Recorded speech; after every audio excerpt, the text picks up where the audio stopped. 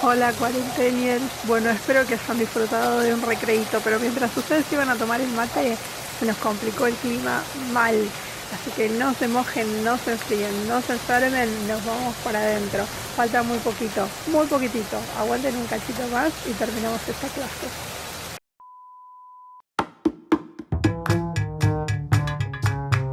Como estuvimos viendo el caso de la herencia influida por el sexo, donde podemos ver que la dominancia o recesividad de un determinado alelo varía en función del contexto, en este caso hormonal del individuo, podemos ver que los términos de dominancia y recesividad, así como lo vimos con el caso de la dominancia incompleta o la codominancia, y mucho más en este último caso de la herencia influida por el sexo, podemos ver que esas condiciones de dominancia y recesividad son relativas, no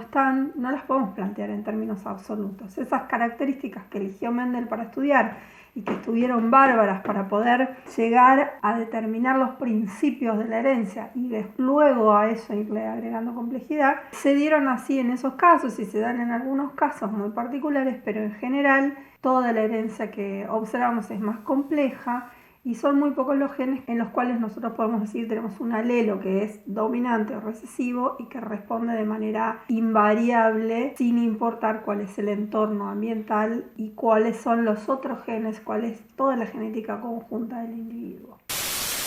Otro ejemplo interesante donde podemos ver la relatividad de los términos de dominancia, dominancia incompleta o codominancia, lo podemos ver en el caso de la anemia falciforme. Es una enfermedad que se estudia mucho porque es una única mutación muy sencilla y tiene un montón de aristas que son interesantes para poder explicar algunos problemas de genética.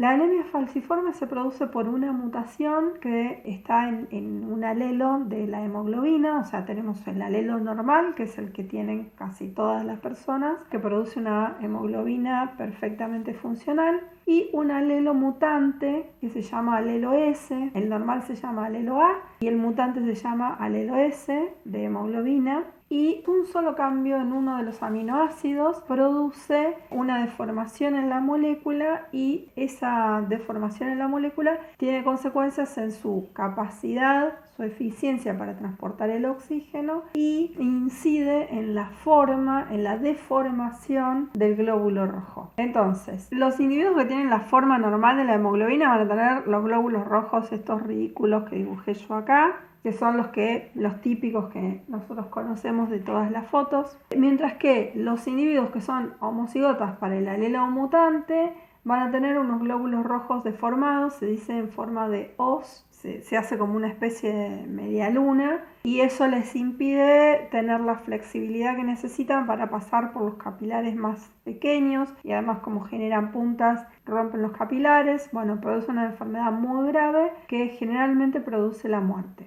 Hoy en día es más tratable, digamos, hay un montón de controles que se pueden hacer y de tratamientos, pero produce una anemia bastante grave. En heterocigosis, esos alelos, cuando tenemos la forma normal A de la hemoglobina y la forma mutante S, que es la que produce anemia, los individuos en general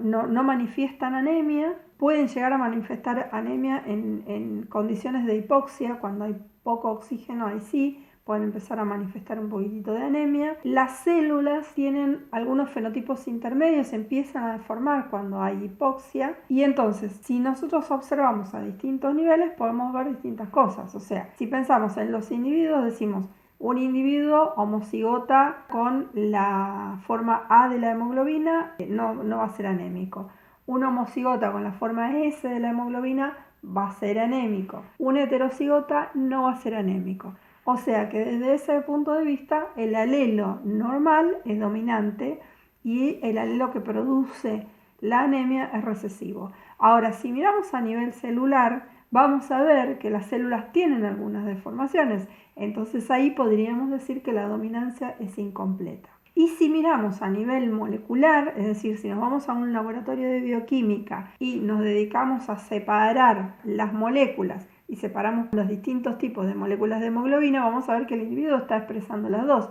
Está expresando la forma normal de la hemoglobina y está expresando la forma mutante de la hemoglobina. Por lo tanto, si miráramos a nivel molecular, podríamos decir que esos alelos son codominantes. Entonces estos términos son un poquito relativos, pero son formas que tenemos, convenciones que tenemos para ponernos de acuerdo sobre las cosas de las que estamos hablando. Depende de dónde ponemos el foco, podríamos usar una denominación o la otra. Nada es absoluto en biología.